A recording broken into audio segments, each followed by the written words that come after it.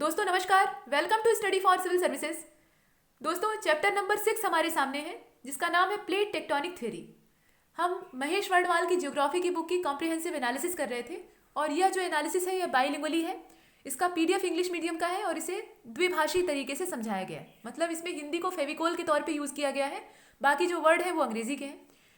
Plate tectonic theory के बारे में जब हम देखते हैं तो सबसे पहले ये जानने की इच्छा मन में उत्पन्न होती है कि हमारी अर्थ असल में किन किन चीज़ों से मिलकर बनी हुई है। तो मुख्य रूप से दो हिस्से, एक तो लैंडस्केप है और दूसरा वाटर वाला पोर्शन है। और हम जानते हैं कि ज़मीन की तुलना में पानी यहाँ पर ज़्यादा है। वाटर की जो एग्जिस्टेंस है यानी जो ओशियन वाला पार्ट है वो कितना है, 70.8% है। यहाँ पर आप दो लाइन देख रहे हैं, 70.8% ये वाटर एरिया है, ओशियन का पार्ट है।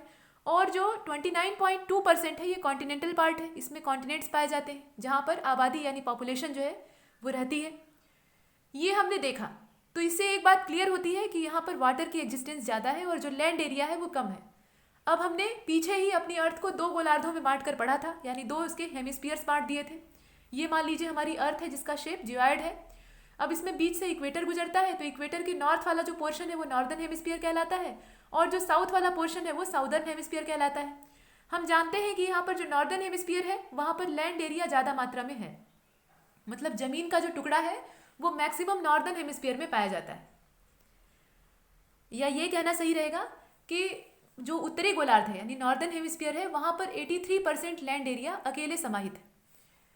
अकेले जो लैंड वाला पोर्शन है उसका 83% जो हिस्सा है, पोर्शन है या भाग है, वो नॉर्दर्न हेमिस्फीयर का हिस्सा है। और जो साउदर्न हेमिस्फीयर है वहाँ पर 90.6% जो है वो वाटर वाला पार्ट है, ओशियन वाला पार्ट है। और बचा हुआ जो हिस्सा है वो क्या है, लैंड एरिया है।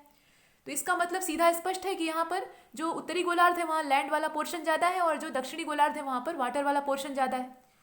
अब यहाँ पर जो हम प्लेट टेक्टोनिक थ्योरी देखने वाले हैं इसमें ज़्यादा प्रमुखता हम कॉन्टिनेंट्स को ही देंगे, हालांकि जो ओशियंस हैं वह भी यहाँ पर नज़रअंदाज नहीं होंगे। अब एक बात और है कि जो कॉन्टिनेंट्स हैं उनका पार्ट या उनका जो स्ट्रक्चर है वो एक ट्रैंगुलर शेप का है। जितने भी कॉन्टिनेंट्स हैं उनका अगर हम टोटल ओवरऑल देखें, पूरा स्ट्रक्चर देखें, तो वो ट्रैंगुलर आकार में फैले हुए हैं। अब इसका जो बेस है वो आर्कटिक सी की तरफ है और जो इसका एपेक्स है वो साउथ की ओर है, मतलब उसका जो मुंह है वो साउथ की ओर है। मतलब कुछ इस तरह का स्ट्रक्चर है। ट्रैंगल आपने देखा है, ट्रैंगल में क्या होता है, नीचे की तरफ ट्रैंगल अगर आप सीधा बनाएंगे तो नीचे की तरफ बेस होगा और ऊपर की तरफ जो ये चोटी होती है ये एपेक्स होती है, ये बेस है आपका। ट्रैंगल में तीन इसकी भुजाएं होती हैं, तीन आर्म्स होती हैं, ये बेस होता है। और इसमें अगर ये राइट एंगल ट्रैंगल है, मान लीजिए ये तो एक सामान्य ट्रैंगल बन गया, शायद ये समद्विबाहु या समबाहु है, लेकिन अगर राइट एंगल ट्रैंगल होता है तो इसमें तीनों भुजाओं के अपने नाम होते हैं। जैसे मान लीजिए राइट एंगल ट्रैंगल का मतलब क्या, कोई एक जो एंगल है वो 90 डिग्री का हो, तो 90 डिग्री वाले एंगल के सामने वाली जो आर्म होती है उसको हम लोग हाइपोटेनियस कहते हैं। और 90 डिग्री का एंगल बनाने वाली जो आर्म होती है, जो इसकी लिम्ब होती है, उसको हम लोग परपेंडिकुलर कहते हैं। और जो नीचे इसका ये वाला हिस्सा होता है, हॉरिजॉन्टल जो इसका लाइन होती है, उसको हम लोग बेस कहते हैं। तो बेस हर ट्रायंगल में होता है और यहाँ भी जो ट्रायंगुलर शेप की बात की जा रही है उसमें बेस है और एपेक्स है। एपेक्स मतलब क्या, जो इसका नुकीला वाला पार्ट है। तो ये स्ट्रक्चर इसका कैसा है, इस टाइप का है। नॉर्दर्न हेमिस्फीयर में ये वाला हिस्सा नॉर्थ पोल की ओर है यानी आर्कटिक सी में है, और जो इसका एपेक्स है वो साउथ की ओर मूव कर रहा है, मतलब साउथ की ओर उसका डायरेक्शन है। इस स्ट्रक्चर में पूरे जो कॉन्टिनेंट्स हैं वो व्यवस्थित हैं, उनका ढांचा बना हुआ है, ये हमने देखा। और इसके बाद जो प्लेट टेक्टोनिक थ्योरी है वो ये भी कहती है कि जो ओशियंस हैं, ये तो हमने जो कॉन्टिनेंट्स थी उनकी बात की, जो ओशियंस हैं उनका भी स्ट्रक्चर ट्रायंगुलर ही है। ये बेसिक जो अध्ययन किया गया है, स्टडी की गई है, उसके आधार पर बताया गया है। तो इनका स्ट्रक्चर ट्रायंगुलर ही है और इसमें स्थल भाग के विपरीत यानी जो लैंड एरिया है उसके अपोजिट इनका जो बेस और जो एपेक्स है उसमें डायरेक्शन का चेंज हो जाता है। मतलब इनका जो बेस है वो किधर है, साउथ में है, और जो एपेक्स है वो नॉर्थ में पाया जाता है। इसके विपरीत हमने देखा कि जो कॉन्टिनेंटल एरिया था उसमें बेस आर्कटिक यानी जो नॉर्थ पोल था उस ओर पाया जा रहा था, और जो एपेक्स था वो साउथ की ओर पाया जा रहा था, इसमें अपोजिट है। तो इस प्रकार से महासागर भी क्या है, कैसे हैं, त्रिभुजाकार है। इनका भी जो स्ट्रक्चर है वो ट्रायंगुलर है। और उत्तरी ध्रुव जो है, मतलब नॉर्थ जो पोल है, उसके चारों ओर जो वाटर वाला पोर्शन है उसका विस्तार है, जबकि जो दक्षिणी ध्रुव है उसके चारों ओर स्थल भाग का विस्तार है। यहाँ पर थोड़ी सी जो विरोधाभास वाली स्थिति है वो पैदा हो जाती है। नॉर्दर्न हेमिस्फीयर में हम जानते हैं कि जो लैंड एरिया है वो ज़्यादा मात्रा में पाया जाता है, लेकिन अगर हम सिर्फ पोल्स का कंपैरिजन करें, आपस में तुलना करें, तो जो नॉर्थ पोल है वहाँ पर जो वाटर वाला एरिया है, ओशियन वाला पार्ट है, वो ज़्यादा पाया जाता है। नॉर्थ पोल के आसपास का क्षेत्र जो है उसकी बात की जा रही है। और जो साउथ पोल का आसपास का क्षेत्र है वहाँ लैंड एरिया ज़्यादा पाया जाता है। यहाँ थोड़ा सा अपोजिट है। ये कुछ चीज़ें हैं। अब सबसे पहले हम देखते हैं कॉन्टिनेंटल ड्रिफ्ट थ्योरी को, जो कि इसमें सबसे पहला पड़ाव है। यह जो थ्योरी है कॉन्टिनेंटल ड्रिफ्ट थ्योरी या कॉन्टिनेंट ड्रिफ्ट थ्योरी मतलब महाद्वीपीय प्रसार का सिद्धांत, यह वेगनर के द्वारा दिया गया था। प्रोफेसर अल्फ्रेड वेगनर, ये जर्मनी के एक प्रसिद्ध क्लाइमेटोलॉजिस्ट थे और इन्होंने मतलब ये जियोलॉजिस्ट भी थे और उसके साथ साथ ये मौसम विज्ञान का भी अध्ययन करते थे। तो इन्होंने इस सिद्धांत को दिया था 1912 में, मतलब 1912 में यह सिद्धांत प्रस्तुत किया था। लेकिन इसका जो डिस्क्रिप्शन है या इसकी जो व्याख्या है वो बाद में होती है। इसका पूरा एक्सप्लेनेशन ये बाद में करते हैं। 1915 से लेकर 1920 में ये एक प्रकार से इसका पूरा एक्सप्लेनेशन करते हैं। और उस समय की जो परिस्थितियाँ थी, मतलब ये कॉन्टिनेंटल ड्रिफ्ट थ्योरी के बारे में हम देख रहे हैं और इसे देने वाले व्यक्ति थे प्रोफेसर अल्फ्रेड वेगनर और ये जर्मनी के रहने वाले थे। ध्यान से देखिएगा, ये जर्मनी के रहने वाले थे। और जब हम भूगोल पढ़ रहे हैं तो हम जीएस के एक हिस्से को पढ़ रहे हैं और जीएस में कई सब्जेक्ट एक साथ इंक्लूड होते हैं। तो आप यहाँ थोड़ा सा हिस्ट्री को इंक्लूड कर लीजिए, जोड़ लीजिए वर्ल्ड हिस्ट्री को। तो वर्ल्ड हिस्ट्री को अगर हम यहाँ जोड़ेंगे और इस तारीख पर नज़र डालेंगे तो हमें पता लगेगा कि ये समय जो था, मतलब 1912 यहाँ से लेके 1920 वाला, ये उथल पुथल का समय था। ऐसा क्यों?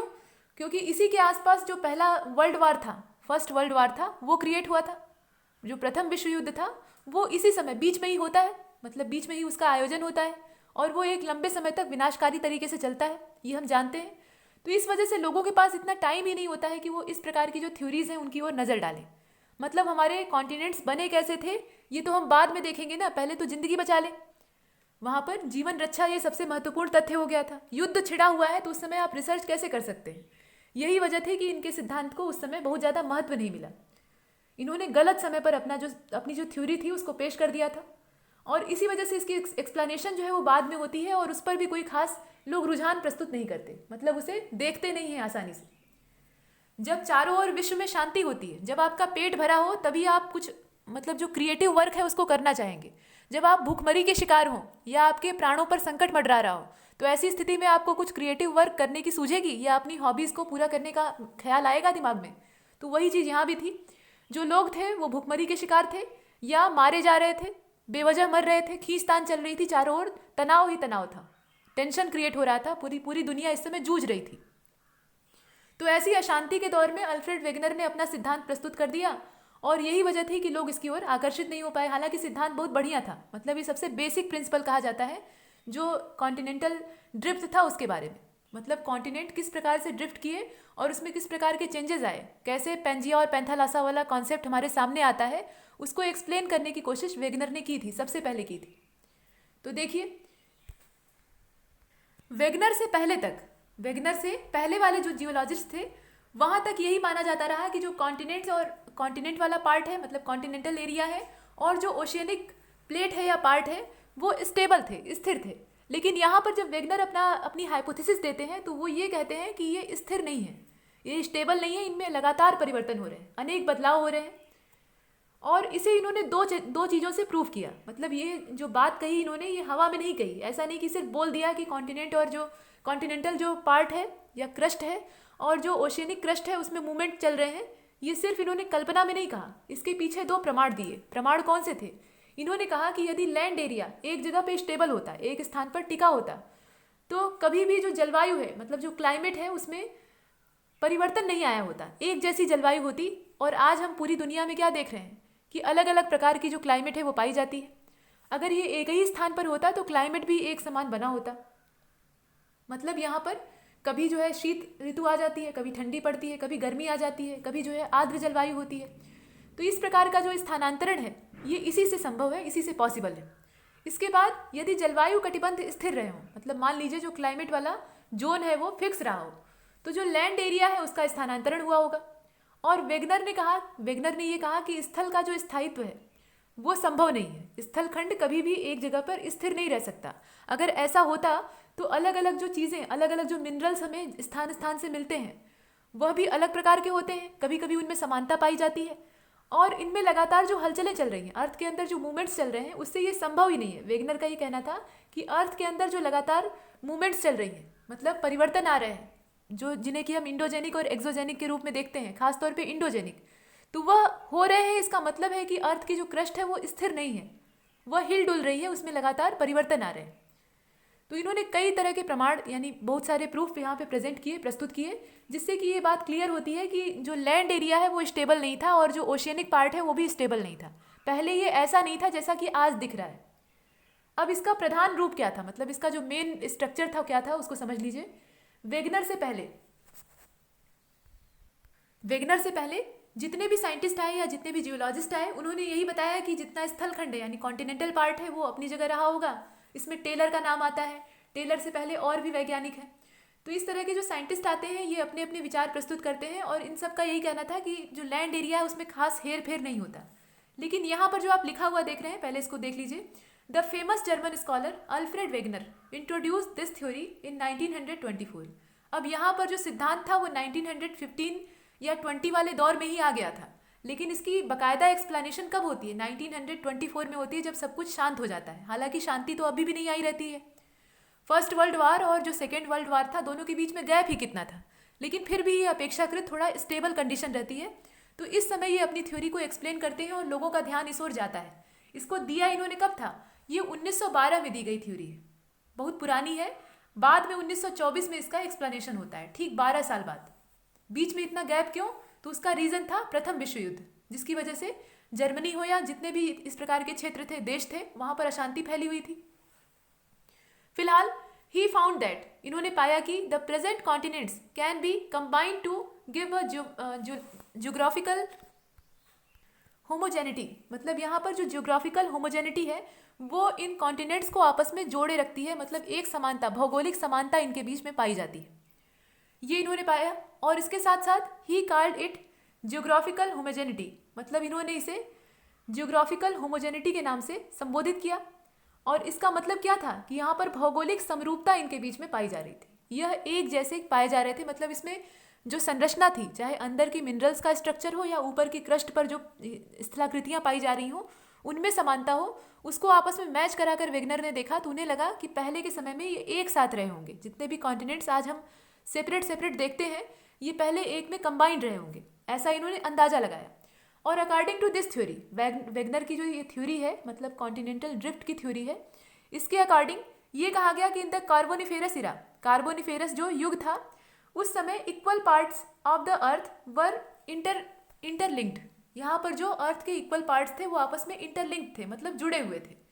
कहने का मतलब ये है कि जो कॉन्टिनेंटल पूरा हिस्सा था, लैंड एरिया था, वो आपस में अटैच था। ऐसा कब था? कार्बोनिफेरस इरा तक था। उसके बाद इनमें डिवीजन का प्रोसेस स्टार्ट होता है। He gave this large continent the name of Pangaea, मतलब ये जो बड़े साइज का कॉन्टिनेंट था, मतलब जितने भी लैंड एरिया थे वो आपस में कंबाइंड थे, तो एक बड़ा सा लैंड एरिया, मतलब लैंड स्केप यहाँ पर क्रिएट होता है, मतलब एक बड़ा सा जमीन का टुकड़ा यहाँ पर दिखाई देता है। तो उस बड़े से जमीन के टुकड़े का नाम यहाँ पर जो वेगनर थे उन्होंने रख दिया Pangaea. There was an extension of the vast ocean around it, और इसके चारों ओर एक वास्ट ओशियनिक पार्ट भी पाया जाता था, और यह जो वास्ट ओशियनिक पार्ट था इसे पैंथालासा के नाम से उन्होंने संबोधित किया। तो यह जो पैंजिया और पैंथालासा का कॉन्सेप्ट है, ये किसके द्वारा दिया गया? ये वेगनर की जो कॉन्टिनेंटल ड्रिफ्ट की थ्योरी है उसी से निकलकर सामने आया है। इन्होंने ऐसा कहा है कि कार्बोनिफेरस पीरियड तक, इससे पहले हमने इराज और इपोचिस को देखा है, तो वहाँ पर हमने कार्बोनिफेरस के बारे में देखा, जहाँ लंबे लंबे वृक्ष उत्पन्न हुए थे, 100 फीट से भी ज़्यादा इनकी हाइट थी, और बाद में ये नीचे गिरते हैं, इनमें कोलाइजन होता है, कोलैप्स होते हैं, और फिर इसके प्रकार से मतलब इसी प्रकार से कोल्स का फॉर्मेशन होता है, जो कोयले के भंडार हैं वो बनते हैं। फिलहाल यहाँ जो कार्बोनिफेरस इरा थी, यहाँ तक सारा जो कॉन्टिनेंटल पार्ट था वो एक में जुड़ा हुआ था, और इसको कंबाइंडली हम पैंजिया के नाम से जानते थे। और जो ओशियनिक वास्ट पार्ट था, मतलब एक बड़ा ओशियनिक एरिया था, उसको हम पैंथालासा के नाम से जानते थे। अब इन द फाइनल ट्रियासिक इरा, जो ट्रियासिक युग का अंत था या फाइनल था, ये कह लीजिए कि जो अंतिम दौर था, उसमें पैंजिया में डिवीजन स्टार्ट हो गया। पैंजिया जो है वो सेपरेट होने लगा अलग अलग पार्ट्स में, अलग अलग टुकड़ों में, और one part was displace towards the north and other towards the south. उसमें से एक हिस्सा नॉर्थ की ओर बह गया, उसमें डिस्प्लेसमेंट यानी विस्थापन जो है वो कैसे होता है? एक जो हिस्सा है वो नॉर्थ की ओर बह जाता है और एक हिस्सा जो है वो साउथ की ओर बह जाता है। अब यहाँ पर दोनों के अलग अलग नाम वेगनर ने निर्धारित किए। तो दोनों के अलग अलग नाम कौन से हैं इसको जान लीजिए। यहाँ पर जो नॉर्दर्न पार्ट था उसको लॉरेंशियन या लॉरेंशिया कहा गया। जो नॉर्दर्न पार्ट था पेंजिया का उसको हम लोग लॉरेंशिया के नाम से जानते हैं, और जो साउदर्न पार्ट था उसको गोंडवाना लैंड के नाम से जानते हैं। तो इसके दो पार्ट हुए। दो पार्ट कौन कौन से? एक तो लारेंशिया और दूसरा गोंडवाना लैंड। अब लारेंशिया में उत्तरी अमेरिका आता है, उसके अलावा यूरोप और एशिया आता है। एशिया जो महाद्वीप है वो लॉरेंशिया का ही हिस्सा है, मतलब लॉरेंशिया से ही अलग हुआ है। तो नॉर्थ अमेरिका, यूरोप और एशिया ये सब जो थे ये उत्तरी हिस्से में यानी नॉर्दर्न जो पार्ट था उसमें आते थे। पेंजिया का ये नॉर्थ वाला हिस्सा था और इसे हम लोग लॉरेशिया के नाम से जानते थे। और जो साउथ वाला हिस्सा था यानी गोंडवाना लैंड वाला, उसमें दक्षिणी अमेरिका यानी साउथ अमेरिका, अफ्रीका, मेडागास्कर और जो प्रायद्वीपीय भारत का क्षेत्र है वो इसी में शामिल था। इसके अलावा ऑस्ट्रेलिया और अंटार्कटिका भी। इसका मतलब क्या हो रहा है? इसका मतलब ये है कि गोंडवाना लैंड वाला पार्ट बड़ा था और जो लॉरेंशिया था वो अपेक्षाकृत थोड़ा सा छोटा था। हालांकि बहुत छोटा नहीं था, दोनों में साइज में डिफरेंस था, लेकिन यहाँ पर गोंडवाना लैंड थोड़ा सा बड़े साइज का था। एक हिस्सा जो है वो नॉर्थ की ओर बह जाता है, डिस्प्लेस हो जाता है, और जो एक हिस्सा है वो साउथ की ओर डिस्प्लेस हो जाता है, बह जाता है। ये आपने यहाँ पर देखा। A shallow and narrow water body lying between these two part called Tethys Sea. अब एक उथला और नैरो वाटर बॉडी जो था, मतलब एक जलीय क्षेत्र जो कि काफ़ी उथला था, स्वालो था, और इसके अलावा नैरो था मतलब सकरा था। तो इस प्रकार का उथला और सकरा जो जलीय क्षेत्र था वो इन दोनों हिस्सों के बीच में, मतलब ये पेंजिया के जो दो टुकड़े थे इनके बीच में क्रिएट होता है, और इसी को हम लोग कहते हैं Tethys sea. In the last Carboniferous, माफ कीजिएगा, in the last Cretaceous era about 6.5 million year ago, मतलब जो क्रिटेशियस इरा का अंतिम समय था, लास्ट वाला पीरियड था, उस समय ये लगभग 6.5 मिलियन ईयर्स पुरानी बात है। इस समय पार्टीशन ऑफ गोंडवाना लैंड में भी विभाजन शुरू हो जाता है। ये जो दक्षिणी हिस्सा था, दक्षिण की ओर बह गया पार्ट था गोंडवाना लैंड, उसमें डिवीजन स्टार्ट होता है, और इसका रिजल्ट होता है कि south America, Africa, peninsular India, Madagascar और ऑस्ट्रेलिया का फॉर्मेशन होता है। पहले ही आपस में जुड़े रहते हैं, बाद में इसी के जब टुकड़े होते हैं, गोंडवाना लैंड के भी अलग अलग हिस्से होते हैं, लगातार अंदर मूवमेंट्स चल रही हैं, उसका नतीजा निकलता है कि इसमें सेपरेशन होने लगता है। और सेपरेशन किस रूप में होता है? South America, Africa, peninsular India यानी जो प्रायद्वीपीय भारत है, मेडागास्कर और ऑस्ट्रेलिया के रूप में ये अलग अलग हो जाता है और अलग अलग स्थानों पर डिस्प्लेस हो जाता है, यानी इसमें विस्थापन हो जाता है। The Indian ocean was form due to the northward migration of peninsular India.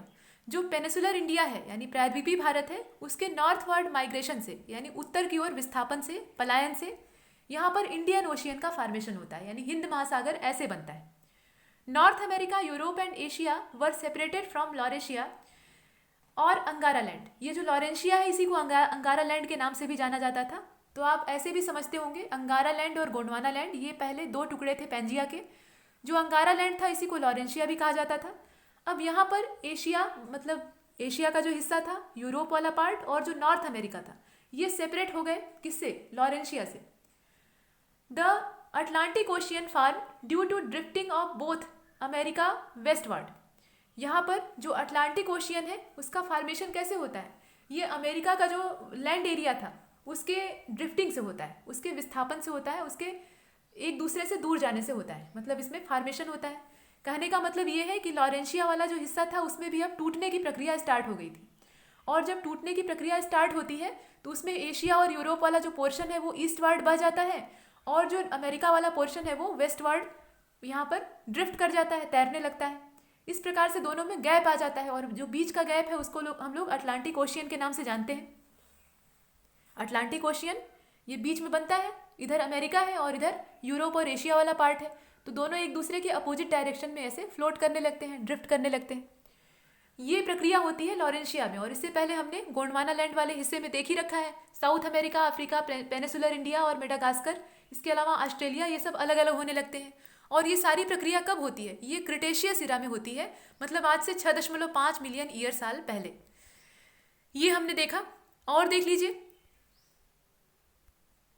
यही जो दोनों अमेरिका, मतलब अमेरिका के दो अलग अलग जो हिस्से हैं, इनके बीच में जो वेस्टवर्ड मूवमेंट हो रही थी, मतलब पश्चिम की ओर इसमें विस्थापन हो रहा था, उसकी वजह से रॉकीज और एंडीज ये जो माउंटेन्स हैं ये बनते हैं, रॉकीज और जो एंडीज पर्वतमालाएं हैं उनका फार्मेशन कैसे होता है, यही वेस्टवार्ड जो ड्रिफ्टिंग है अमेरिका वाले खंड में, उसी की वजह से इनका फार्मेशन होता है, ये हमने देखा। और ये जो ड्रिफ्टिंग हो रही है कैसी हो रही है, north western part of north and south America. Similarly due to the northward drift of Africa and peninsular India, the Himalaya and the other alpine mountains were form. यहाँ पर इसी प्रकार का जो मतलब सिमिलर प्रोसेस होता है, जैसा कि अमेरिका वाले हिस्से में हमने देखा, वहाँ पे अटलांटिक ओशियन क्रिएट होता है और उसके बाद रॉकी और इंडीज जो पर्वतमालाएं हैं वो बनती हैं। सेम वही प्रोसेस यहाँ पर अफ्रीका और पेनिसुलर इंडिया के बीच में होता है। यहाँ पे नॉर्थ वार्ड ड्रिफ्ट होती है और इस वजह से हिमालय या इस प्रकार के जो अल्पाइन माउंटेन्स हैं वो बनते हैं, उनका फार्मेशन होता है। द प्रेजेंट डे, वर्तमान समय में, Antarctica and the Pacific ocean are believe to be the residual parts of the Pangaea and Panthalassa. वर्तमान समय में जो पैसिफिक ओशियन हम देखते हैं सबसे बड़ा वाला और अंटार्कटिका, ये दोनों उसी का बचा हुआ हिस्सा कहे जाते हैं। मतलब अंटार्कटिका जो है वो पैंजिया का बचा हुआ हिस्सा है, मतलब गोंडवाना लैंड और लॉरेंशिया के रूप में दो पार्ट अलग अलग डिवाइड हुए और उसके बाद जो कुछ बह गया वो तो अलग अलग कॉन्टिनेंट्स के रूप में डेवलप हो गया, लेकिन जो बचा हुआ हिस्सा था, जो बचे हुए अवसाद थे, स्थल वाला हिस्सा था, उसको हम लोग अंटार्कटिका के नाम से प्रेजेंट टाइम में जानते हैं। और जो वाटर वाला पोर्शन यहाँ पर अपशिष्ट के तौर पर बच गया था, मतलब रेसिडुअल पार्ट्स के तौर पे यहाँ पे रिमेनिंग रह गया था, उसको हम लोग पैसिफिक ओशियन के नाम से जानते हैं। पैंथालासा का ही बचा हुआ हिस्सा पैसिफिक ओशियन है और पैंजिया का ही बचा हुआ हिस्सा अंटार्कटिका है, ऐसा माना जाता है। मतलब ये थ्योरी जो वेगनर की है वो इसमें विश्वास करती है। अकॉर्डिंग टू वेगनर, अब वेगनर के अनुसार the cause of division of Pangaea is gravitational force. यहाँ पर जो पैंजिया का डिवीजन था, वेगनर ने ये तो बता दिया कि इसमें विभाजन हो रहा है, तब ये क्वेश्चन उठेगा ही उठेगा कि इसका विभाजन आखिर क्यों हुआ, मतलब पैंजिया में इतने टुकड़े क्यों बट गए, ये क्यों नहीं एक ही रूप में रहा, मतलब जैसा था वैसा ही क्यों नहीं बना रहा। तो इसके पीछे इन्होंने रीजन बताया है ग्रेविटेशनल फोर्स और इसके अलावा ब्योयांसी और टाइडल फोर्सेस। टाइडल फोर्स किसका, सन और मून का, जो सूर्य और चंद्रमा का गुरुत्वाकर्षण बल है वो भी इन्हें टुकड़ों में तोड़ने के लिए उत्तरदायी था, ऐसा वेगनर का कहना था। मतलब वेगनर ने ऐसा कहा कि चंद्रमा और सूर्य का जो गुरुत्वाकर्षण बल है, मतलब जो टाइडल फोर्स है, टाइडल जो वेव्स होती हैं वो कैसे जनरेट होती हैं, ग्रेविटेशनल फोर्स की वजह से जनरेट होती हैं, तो वह यहाँ पर उत्तरदायी है। मतलब कुल मिलाकर ग्रेविटी को यहाँ पर मूल रूप से उत्तरदायी माना गया या जिम्मेदार माना गया इस ड्रिफ्ट थ्योरी के पीछे। मतलब ये जो ड्रिफ्ट हुआ था कॉन्टिनेंट्स में या पैंजिया में, इसके पीछे मूल रूप से उत्तरदायी जो फोर्स है वो ग्रेविटेशनल फोर्स है, ऐसा माना गया। ये कहना था वेगनर का, और जो हम देख रहे थे वो वेगनर की ही कॉन्टिनेंटल ड्रिफ्ट की थ्योरी थी। आइए इसे फिगर के जरिए देख लेते हैं। यहाँ जो आप फिगर देख रहे हैं स्क्रीन पर, इसमें पैंजिया के एक सिस्टमेटिक तरीके से डिवीजन को, सेपरेशन को दर्शाया गया है। सबसे पहले वाला जो इसमें चित्र है, अर्थ के अलग अलग यहाँ पर 5 फिगर आप देख रहे हैं। सबसे पहले वाला जो है, इसमें ये वाला जो बड़ा सा एरिया है ये पैंजिया है। ये युग है परमियन, 225 मिलियन साल पहले की बात है। ये 225 मिलियन साल पहले ये घटना हुई थी, मतलब पैंजिया इस रूप में था। उसके बाद ट्रियासिक वाला जो समय आता है, यानी 200 मिलियन साल पहले, वहाँ पर इसके अलग अलग टुकड़े होने लगते हैं। यहाँ आप देख रहे हैं पैंजिया में अब सेपरेशन स्टार्ट हो गया है, और यही सेपरेशन हमें जुरासिक में और तगड़ा देखने के लिए मिलता है। यहाँ पर ये देखिए, ये जो कॉन्टिनेंट्स हैं ये एक दूसरे से दूर हटने लगते हैं, इनमें दूरी बढ़ने लगती है। यहाँ पर आपने देखा कि ये जो लैंड एरिया है ये सटा हुआ है, यहाँ पर और दूर हो गया। इसके बाद क्रिटेशियस में आप देखिएगा ये अलग अलग रूपों में आने लगते हैं, ये वाला पोर्शन हो जाता है। मतलब इस टाइप का स्ट्रक्चर हमें क्रिटेशियस में दिखाई देता है, यानी आज से करीब 65 मिलियन साल पहले। और वर्तमान जो संरचना है, प्रेजेंट डे जो है, उसमें हम लोग इस रूप में अपनी अर्थ को देखते हैं। ये वाला स्ट्रक्चर हमारी अर्थ का प्रेजेंट टाइम में है। आइए इसे जरा जूम करके देख लेते हैं। ये देखिए, ये परमियन वाला जो एज था, मतलब समय था, उस समय की बात है। ये पैंजिया है, टोटल पूरा हिस्सा जो है ये पैंजिया है, और बचा हुआ जो नीला वाला हिस्सा, ब्लू एरिया आप देख रहे हैं, वो पूरा वाटर है, उसको हम लोग पैंथालासा कहते थे। फिर उसके बाद क्या होता है, ट्रियासिक आता है।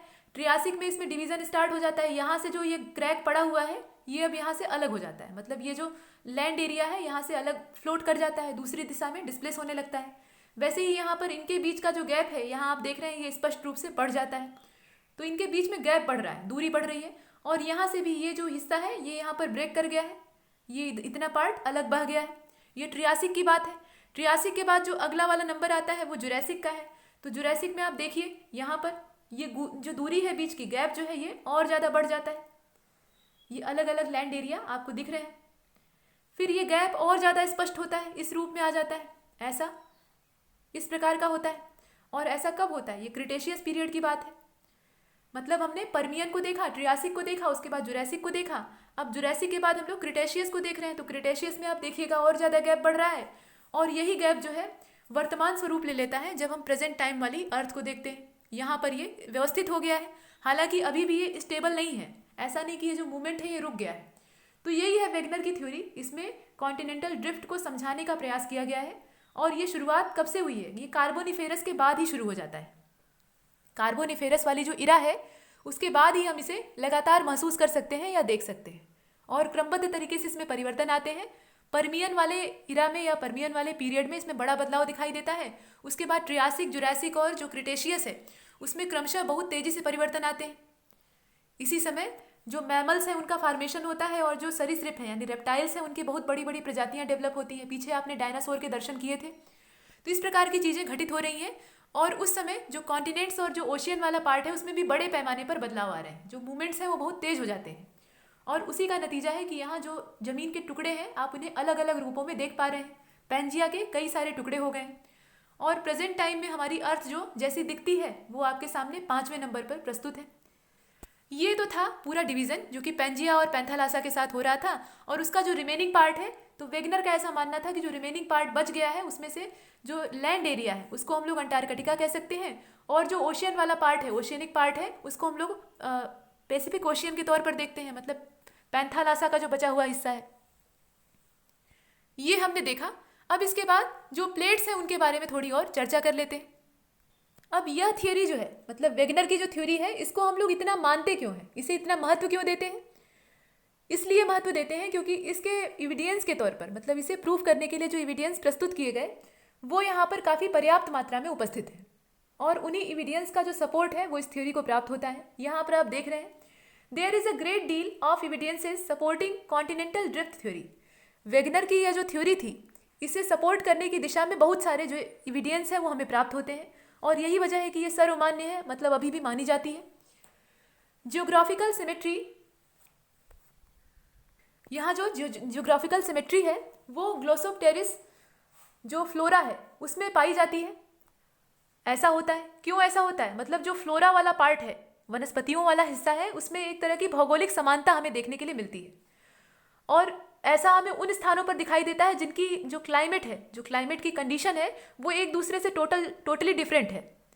यहाँ पर डिफरेंट क्लाइमेट रीजन पाए जाते हैं, और उसके बावजूद जो फ्लोरा वाला पार्ट है उसमें कई जगह सिमिलरिटी पाई जाती है।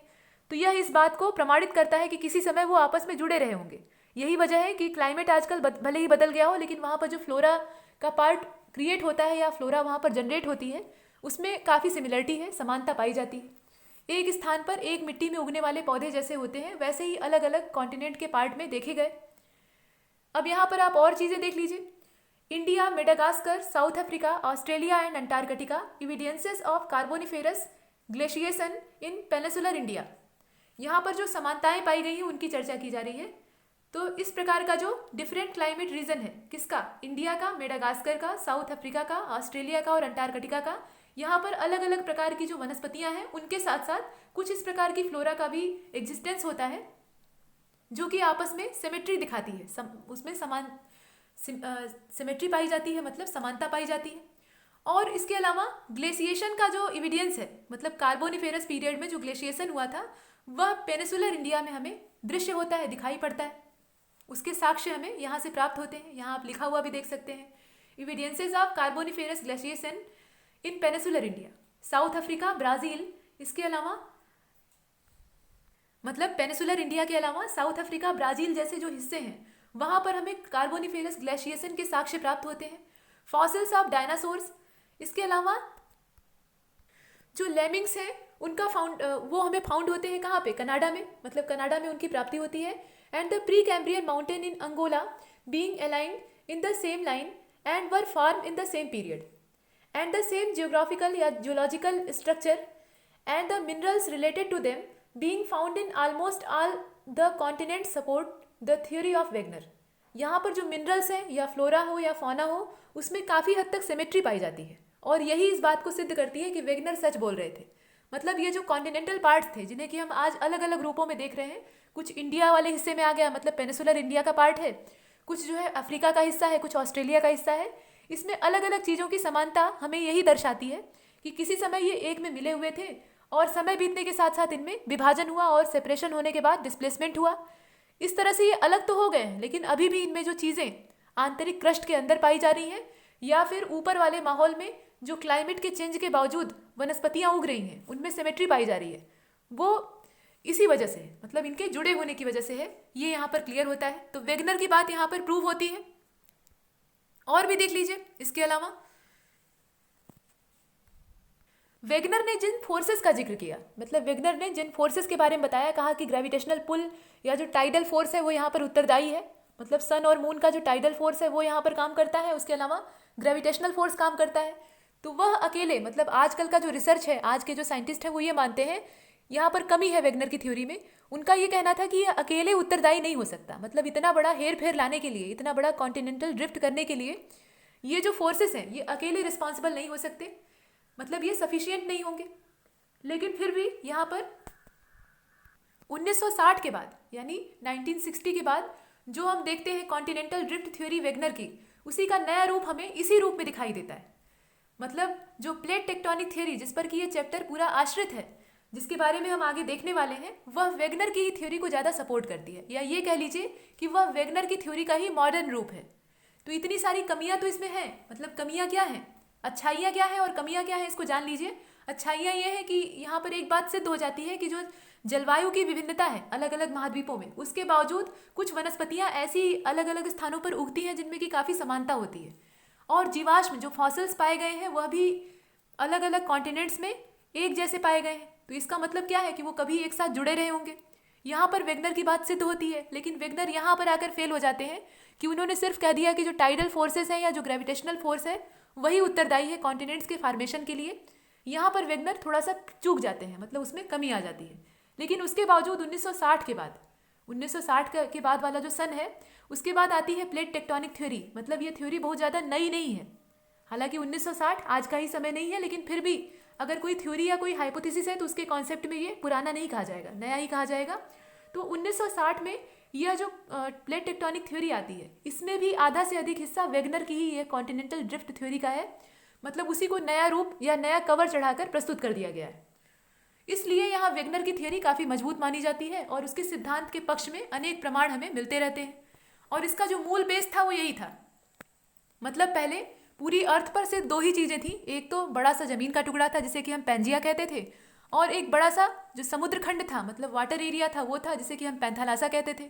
बाद में पैंजिया में डिवीज़न स्टार्ट होता है कार्बोनिफेरस के बाद, और कार्बोनिफेरस के बाद जब इसमें डिवीज़न स्टार्ट होता है तो इसके दो हिस्से शुरुआत में बढ़ते हैं, एक तो लॉरेंशिया वाला हिस्सा यानी अंगारा लैंड, और दूसरा वाला हिस्सा है गोंडवाना लैंड। अब अंगारा लैंड में भी डिवीज़न होता है और गोंडवाना लैंड में भी डिवीज़न होता है, और इनमें जो डिवीज़न होता है इसमें से गोंडवाना लैंड साउथ की ओर ड्रिफ्ट कर गया था, डिस्प्लेसमेंट हो गया था उसमें, और जो अंगारा लैंड था यानी लॉरेंशिया वाला पार्ट वो नॉर्थ की ओर डिस्प्लेस कर गया था।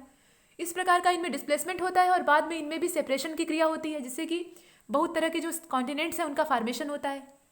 मतलब हमारा जो प्रायद्वीपीय भारत वाला क्षेत्र है वो बनता है, इसके अलावा अफ्रीका बनता है, ऑस्ट्रेलिया का फॉर्मेशन होता है, साउथ अमेरिका बनता है। ये सब किससे बनते हैं? ये गोंडवाना लैंड से बनते हैं। इसके विपरीत जो उत्तरी अमेरिका है, यूरोप है और एशिया वाला पार्ट है वो लॉरेंशिया से अलग होकर बना है, ऐसा यहाँ माना जाता है। और ये कहना था वेगनर का। और जो बचा हुआ अपशिष्ट हिस्सा है, बचा हुआ भाग था, मतलब लैंड एरिया में से भी कुछ बच गया था और वाटर वाले पोर्शन में से भी कुछ रिमेनिंग रह गया था, तो उसको यहाँ पर अंटार्कटिका और पैसिफिक ओशियन के तौर पर देखते हैं। यहाँ तक हमने जो वेगनर की थ्योरी थी उसको डिटेल में देखा। अब इसके बाद कॉन्टिनेंटल ड्रिफ्ट को देखते देखते हम चलेंगे प्लेट टेक्टोनिक थ्योरी की ओर। और प्लेट टेक्टोनिक थ्योरी में हम सबसे पहले यह देखेंगे कि वर्तमान में कितने प्रकार की प्लेटें पाई जाती हैं और उनका निर्माण किस प्रकार से हुआ है। मेनली प्लेटों को कितने भागों में डिवाइड किया गया है और उसके अंदर छोटी छोटी बहुत सारी प्लेटें हैं, तो उनके बारे में भी चर्चा होगी। वो सब होगा अगले वीडियो लेक्चर में। इसमें इतना ही। वेगनर की थ्योरी के साथ हम अपनी बात को खत्म करते हैं। तब तक के लिए नमस्कार।